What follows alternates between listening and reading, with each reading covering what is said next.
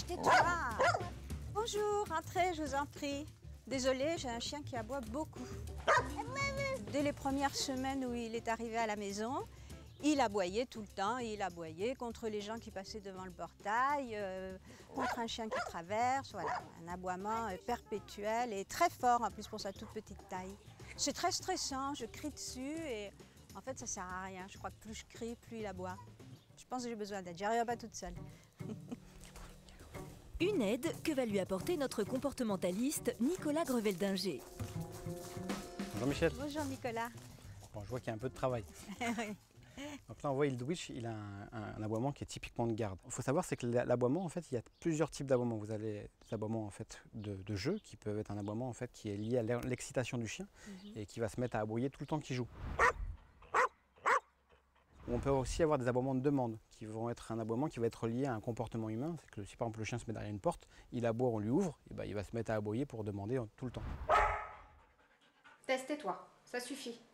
Donc déjà avant de gérer le problème, il faut déjà trouver quel type d'aboiement il a pour qu'on puisse ensuite mettre un protocole éducatif en place pour le régler. D'accord. Alors tous ces aboiements, on peut les retirer. L'aboiement de jeu, il n'y a pas de raison d'aboyer pour jouer. L'aboiement de demande, pas de raison non plus qu'il aboie pour demander. Par contre, l'aboiement de garde est assez naturel et même peut être assez pratique. Par contre, on doit pouvoir le canaliser. Donc, Michel, je vous propose un exercice. Alors Timothée, mon associé, il va venir jouer le perturbateur. On va provoquer un petit exercice où le but, ça va être de créer un ordre de cessation. C'est-à-dire que à partir du moment où vous avez donné cet ordre, votre chien n'a plus le droit d'aboyer. Le problème, c'est pas qu'il garde, le problème, c'est qu'il garde malgré vous. Déjà, on va choisir un mot. Alors, on va éviter le mot non, trop généraliste. Oui. Donc, un mot court de votre choix. Chut. Chut, c'est très bien. Alors, une chose aussi importante, c'est qu'on ne va pas lui dire chut. D'accord. Le but, c'est qu'il baisse son aboiement. Si moi, j'aboie plus fort que lui, il va aboyer plus fort que moi. Oui. D'accord. Donc, chut. Chut.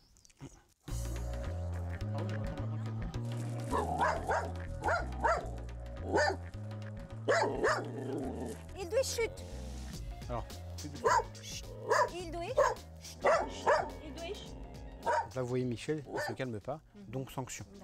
Et la sanction la plus efficace, c'est l'isolement. D'accord. Donc on choisit une petite pièce, Ouais. assez sombre de préférence. Le but, c'est qu'il soit au calme. Après quelques minutes d'isolement, Michel et Nicolas renouvellent le test du portail. Voyons si Edwidge a compris la leçon. Edwidge. Chut. Chut. C'est bien, Edwidge, c'est bien. Donc vous voyez, cette fois-ci, il s'est calmé. Alors pas tout de suite, mais presque. Donc en fait, il a compris que quand il aboyait, si jamais il continuait, il se retrouve isolé. Donc c'est une sanction qui fonctionne très bien. Par contre, il faut être très rigoureux. Si je dis chute, isolement, et surtout pas employer un autre mot. Alors si l'isolement ne fonctionne pas, on peut utiliser d'autres systèmes. L'eau marche très bien, le but étant d'arroser le museau du chien au moment où il aboie. Chut. Chut. Ou un bruit soudain, pour type de l'air comprimé, de manière en fait à créer un stress sur l'aboiement. Ce qu'il faut bien comprendre, c'est que pour que ça ait de l'effet, il faut toujours sanctionner le chien au moment de l'aboiement. En dehors de chez lui, et y compris en famille, Edwidge aboie beaucoup. Il ne s'agit alors plus d'un aboiement de garde, mais bien souvent d'un aboiement de peur. Dans ce cas, il faut éviter la sanction et adopter un comportement adéquat. On va travailler plus sur une attitude dominante qui va être plus rassurante pour lui. Alors on va garder le chute, mais je ne vais pas venir le caresser parce que là je vais conforter sa peur. Je vais venir gentiment tenir la nuque, je vais venir prendre le museau. Je ne serre pas, que ce soit au cou et au museau, je ne serre pas. Je mets une légère pression avec les doigts. Au moment où je vais vérifier si le chien a bien compris, en fait, je vais relâcher le museau. S'il se remet à aboyer, je reviens au museau. S'il se tait, je décroche la nuque. Pour lui, cette attitude-là, c'est une attitude dominante, mais qui va avoir un rôle plutôt rassurant, plutôt qu'une caresse qui va venir le légitimer dans sa peur. Il a l'air tout à fait réceptif et je pense que ça va marcher. Je suis pleine d'espoir, en tout cas pour l'avenir.